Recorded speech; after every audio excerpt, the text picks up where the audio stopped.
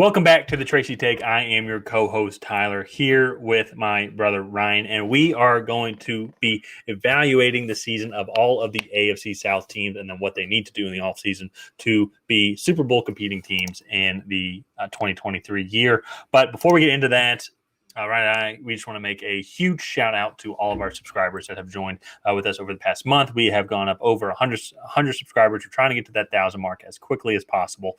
And so if you haven't already, hit that subscribe button, leave a comment on what you think your team has to do in this offseason to be Super Bowl champs come February 2024. So, Ryan, that being said, let's get into the Houston Texans, who it's weird saying for a 3-13-1 team that wasn't a bad year. It really wasn't. It's kind of like when you go to a movie with literally no expectations at all, or maybe even some be like, I heard this movie sucks. Yeah. And you're like, you know what? It was worth the $15. Like, man, not bad. Not bad. They're not liking Lovie Smith right now. But in general, though, I think there's honestly some positive things to kind of take out of this year. Yeah. And my thing was they were competitive in a lot of the games that they played in. Very rarely did they get blown out. Like they lost to the Dolphins 30-15. I think that was the Kyle Allen game. As well. Like they lost to the Eagles 29-17. They lost to the Raiders 38-20. But those are some of their really like their biggest losses. I mean, other than that, they lost by 10 or less. What's funny about that too is that Eagles game, that was a Thursday night game, and they competed with the Eagles, and teams people were like, what's wrong with the Eagles? Like they should be blowing them out. It's like maybe it's just maybe they're just decently good, they're just not. They're an NFL football team. They're not like the Eagles were going in to play like high school team. Or like SMU or something. So I want to start out. Let's talk about some of the statistics of the team. So offense, they were 31st overall, scoring 17 points a game. Their rushing attack wasn't the best. It pretty much stopped at Dameon Pierce, and they averaged 86.8 yards a game. And passing-wise, they were 25th, averaging 196.7 yards a game.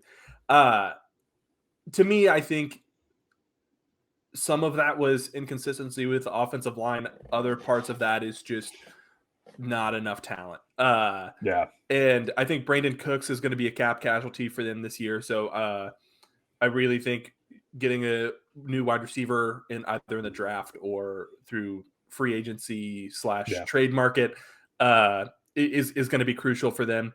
And their offensive line, I want to say, was a little below average in terms of rating.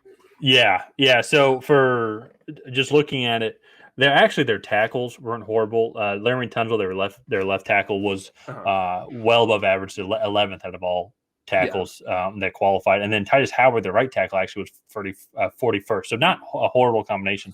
Yeah. The issue was their interior. Kenyon Green did not have a good year. Worst ranked guard out of everybody as their left guard. And then Scott Quinsbury and AJ Cann had good years, but definitely there's some things to be left for desired, especially in that running game potential. So I wouldn't be surprised if they drafted Kenyon Green, so maybe we'll see an improvement, but maybe also bring in some offensive line depth as well to kind of challenge that. But I agree with you. And just make sure we got the numbers correctly. As of right now, I think the salary cap for the Texans is like $38 million. I have 39.5. Okay, so we're way off. Samsonite, it's way off. So. I keep hearing that Brandon Cooks might be a cap casualty. It's like maybe if I know he wants to be on a Super Bowl winning team, but they're about to go get their rookie quarterback. They have some money to bring in some new talent. As you said, they didn't get blown out in every single game. It does suck, especially for a majority of it, because how good of a receiver that he is. That he's just been on these losing teams. But I think he can provide some serious value for this rookie quarterback coming in. They can go sign another receiver. I think Alan Lazard would be a great fit into the team. It might be $8 to $10 million to get Lazard, maybe a little bit more. Yeah, I would say he's going to make a little bit less than Jacoby Myers. They're very similar. And so but then also too with pick 12, You can go get a Quentin Johnson. Sorry, that was gross. It's that Pop-Tart that you just had. No, that was the Sprite. Okay. And so to me, I think maybe go get a Quentin Johnson. And I guess maybe cap casualty is the wrong word to use for Brandon Cooks. I think he's an older receiver. I think he wants to leave. And I think they would be fine to take the cap space and apply it elsewhere. Yeah. And so I agree with the move to possibly move on from him. I think if you don't want to cut him, you can trade him for a second or maybe a third and a fifth. And just accumulate more young talent, which is what I think this team really, really needs. And defensively, I do want to highlight they had the 10th best pass defense in the NFL last year. So Derek Stingley Jr. and company did a pretty good job.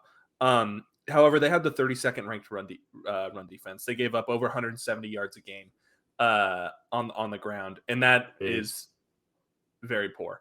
And so for me, I think if you're going to focus on something this offseason, wide receiver group, interior offensive line, defensive interior. And it's interesting too because now their new head coach, D'Amico Ryans, led arguably the best defense over these past couple seasons. So I think that they're going to be in very good hands. I'm looking forward to the conversation that we have about this Texans defense a couple years from now. Once he can go through this draft class. And they have 11 picks. They have 2 firsts, a second, 2 thirds, 4th, 5th, and then 4 6th. To me, getting running back depth behind Dameon Pierce, 1 or 2 of those 6th-round picks should go towards a running back. If it's only 1, I assume that's because they took a running back earlier.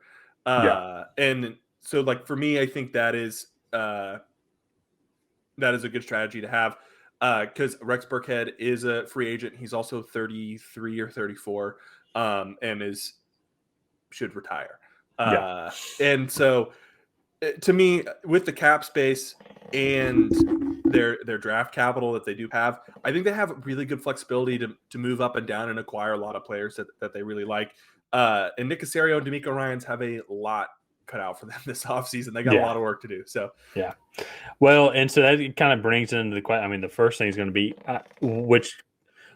can we agree that they're going to take a quarterback with that first pick? Yeah. So which quarterback do you think that would best suit that offense? So right now, Bryce Young kind of has like the general consensus to be the best quarterback. And I personally prefer CJ Stroud. I think he's the bigger, more athletic, stronger arm.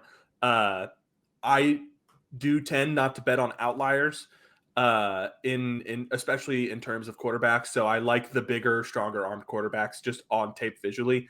And so I think, to me, if you're going to take one, CJ Stroud is the guy to take at 2. We have a video that's doing pretty well right now about should they trade up with the Bears, just give them that 33rd pick in number 2 and go ahead and move up to number 1 so they can ensure they get their guy. Bears fans seem to want everything in the moon for that first overall pick, no matter where you're moving up from. And Texans fans think that they should give the 2nd and a 6th to move up the 1 spot. So that's very polarizing topic there, but to me, I think it's worth it to give 2 and 33, just so you get your guy, especially if you like one more than the other. Because at the end of the day, it really comes down to how well that they fit into your system. So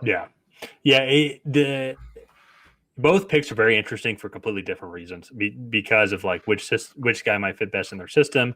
Everything going on with the Colts trading with Chicago.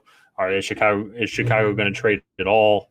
Probably, but then the 12th pick is very interesting because they can do so much with that. They could trade up, maybe they could trade back. They have, as you said, a lot of draft capital to maybe kind of move around a little bit within that range, and they can accumulate more. Who do they take at 12 if they decide to stay? There's going to be a lot of offensive linemen that are there. I think a lot of the top defensive players are going to be gone, especially at least defensive line guys. But they could still go that route, help out with the rushing any defensive tackles outside of Jalen Carter that are Brian Breesy is up maybe there. Yeah, he had the he's starting to fall a little bit 3 years ago, and then he had family issue. Or sorry, he had the torn ACL 2 years ago, family issue last season, and then he had a kidney infection this year. So he has seemed to miss time. However, 2 of the 3 years have not been injury related. And so I think he's an interesting prospect. They could go Osiris Torrance, get another guard. I know Kenyon Green hasn't necessarily panned out. However, some of that could just be his physical profile and what they're asking him to do. Maybe they could move him to the other side and do that. And then I said this earlier in the video, but Quentin Johnson to me, I think it would be a good fit, especially if you go out and get a CJ Stroud, who just had a fantastic season throwing to Marvin Harrison Jr. So I think that's a really interesting outlook for the Houston Texans. They have good pieces in-house, and I think they have a lot of ability to go out and make a lot of good moves this offseason. So